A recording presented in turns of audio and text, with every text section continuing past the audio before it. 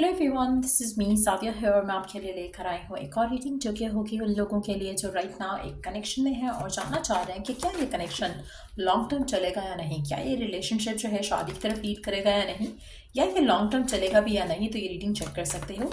इस रीडिंग में हम ओरेकल गाइडेंस भी ऐड करेंगे और जानने की कोशिश करेंगे कि पर्सन क्या इंटेंशन रखता है इस कनेक्शन को लेकर। लेकिन पहले हम सिर्फ कनेक्शन की एनर्जीज जानेंगे कि क्या होने वाला है आगे इस रिलेशनशिप में। क्या ये आगे जाएगा, और अगर जाएगा तो क्या इंटेंशन है आपके पर्सन की, और अगर नहीं जाएगा भी तो भी हम पर्सन की इंटेंशन ज़रूर टैप इन करेंगे। So stay tune. और रीडिंग शुरू करने से पहले रिमाइंड करवा दूं कि ये एक जनरल रीडिंग है, सबके साथ मैच कर भी सकती है और नहीं भी। सो जो बातें जो मैसेजेस मैच करते हैं उन मैसेजेस को पिक करो और बाकी सब कुछ छोड़ दो। अगर आप पर्सनली रीडिंग चाहते हो पेपॉल से या इजी पैसे से पेमेंट कर सकते हो। सिर्फ तभी रीच आउट करो ताकि आपका भी टाइम वेस्ट नहीं हो और मेरा भी। सो लेट्स सी कि क्या जो भी एक स्पेसिफिक रिलेशनशिप है आपके माइंड में, क्या ये लॉन्ग टर्म चलेगा, हाँ या ना। पहला कार्ड है द स्टार का।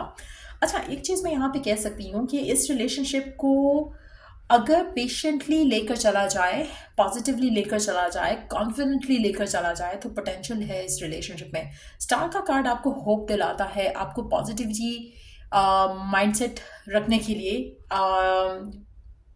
कहता है। और मुझे लगता है कि अगर आप पॉजिटिवली लेकर चलो चीज़ों को, बिलीव रखो, फेथ रखो, दुआएं करो, एफर्मेशंस यूज़ करो, पॉजिटिव रहो, तो डेफिनेटली ये रिलेशनशिप लॉन्ग टर्म चल सकता है। Let's see more cards here. आपको कहीं ना कहीं इस रिलेशनशिप को लेकर एक एक्साइटमेंट होती है और ये एक्साइटमेंट इंडिकेट करती है कि रिलेशनशिप काफ़ी हद तक और जहाँ पे मैं एक्साइटमेंट की बात कर रही हूँ यहाँ पे मैं सेक्सुअल एक्साइटमेंट की बात नहीं कर रही हूँ। एक एक एक एक चार्म है इस रिलेशनशिप में आपके साथ। इस इंसान की रिलेशनशिप को अगर हम देखें तो कनेक्शन काफ़ी चार्मिंग कनेक्शन है। आप दोनों बहुत एक्साइटमेंट के साथ इस रिलेशनशिप में हो। अगर आप इस एक्साइटमेंट को अलाइव रखो और पॉजिटिव, जब आप पॉजिटिव होते हैं ना तो एक्साइटमेंट अलाइव रहती है। जब आप फियरफुल होने लगते हो ना तब आप आर्ग्यू करते हो, तब आप कंप्लेंट्स करते हो और तब आपका रिलेशनशिप ख़राब हो सकता है। इसीलिए कॉन्फिडेंट रहना पूरी सिचुएशन में, चाहे जो भी करंट सिनेरियो चल रहा है, उसके लिए बहुत ज़रूरी रहेगा आपके लिए इस रिलेशनशिप को आगे लेकर जाने के लिए। Then you do have the ace of swords, you do have the artist. Again same energy जो मैंने इस कार्ड से कहा कि अगर आप अश्योरिटी के साथ इस कनेक्शन में जाते हो या रहते हो तो ये डेफिनेटली लीड करेगा towards a long term relationship. क्योंकि कहीं ना कहीं आपको इस कनेक्शन को लेकर एक डिवाइन सी फीलिंग आती है, एक सोलफुलनेस सी फील होती है इस कनेक्शन को लेकर। आप खुश होते हो इस पर्सन के साथ रह के, इस कनेक्शन में रहकर। आपको एक इनर नोइंग है कि connection something deeper than what it is है राइट नाउ। जो आपको करंटली लग रहा है ना इस कनेक्शन में, उससे ज़्यादा डीप है ये कनेक्शन, उससे ज़्यादा प्यारा है ये रिलेशनशिप।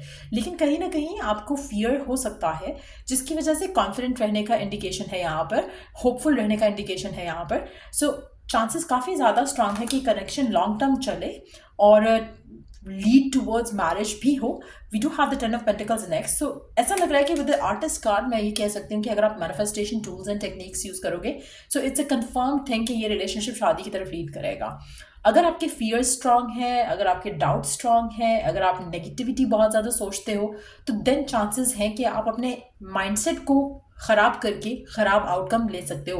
बट अगर हम रिलेशनशिप का पोटेंशियल देखें तो definitely it has a potential to go next level. So long term चलने के चांसेस काफ़ी स्ट्रांग हैं यहाँ पर। इनफैक्ट शादी, commitment, happiness together, fulfilling relationship together, वो काफ़ी स्ट्रांग दिख रहा है यहाँ पर। Let's see the next cards. We do have the 7 of swords, we do have the 8 of wands. अच्छा, ये रिलेशनशिप जो है ना मुझे लगता है कि इसमें इनिशियली शायद आप दोनों के एंड से थोड़ा ट्रुथ रिवील नहीं होगा।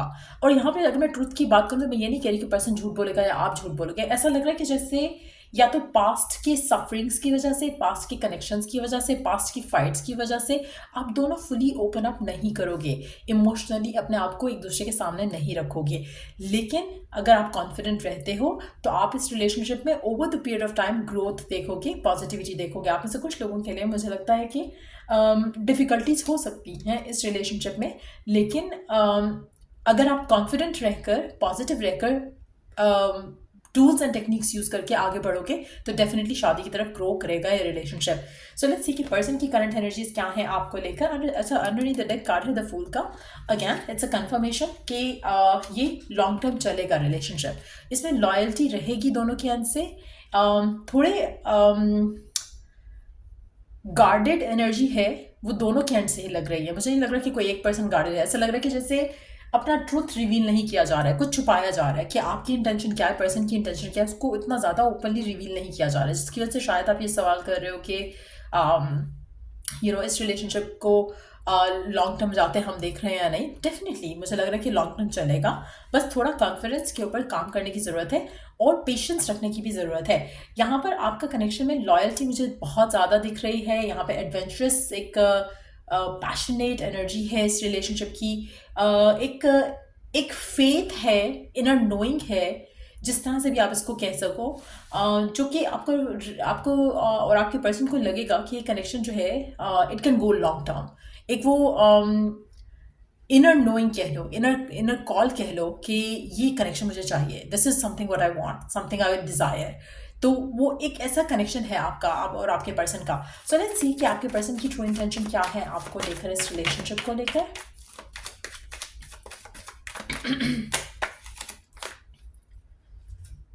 Seven of wands, nine of pentacles, judgement.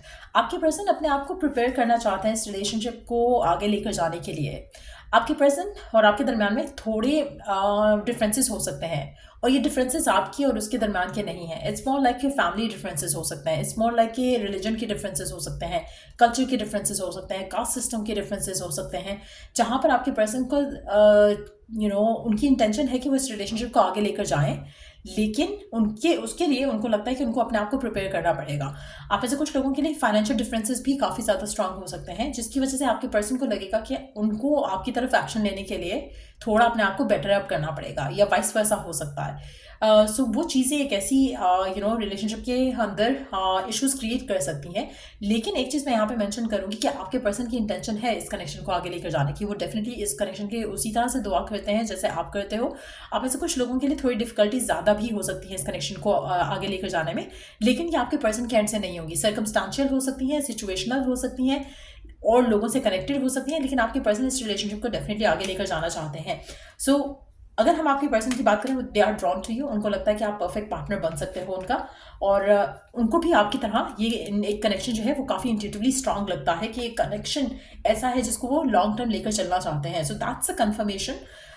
ये लॉन्ग टर्म चलेगा क्योंकि आपके पर्सन भी सेम चाहते हैं, आप भी सेम चाहते हैं. थोड़े जो डिफ़िकल्टीज़ हैं उसको फेस करना आप दोनों के लिए थोड़ा शायद टफ हो सकता है कुछ सिनेरियोज में.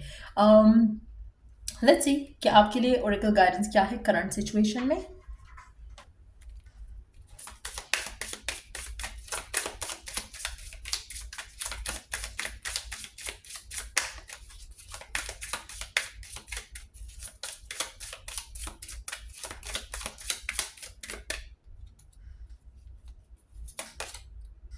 Life's purpose, seek your own deeper vision for life.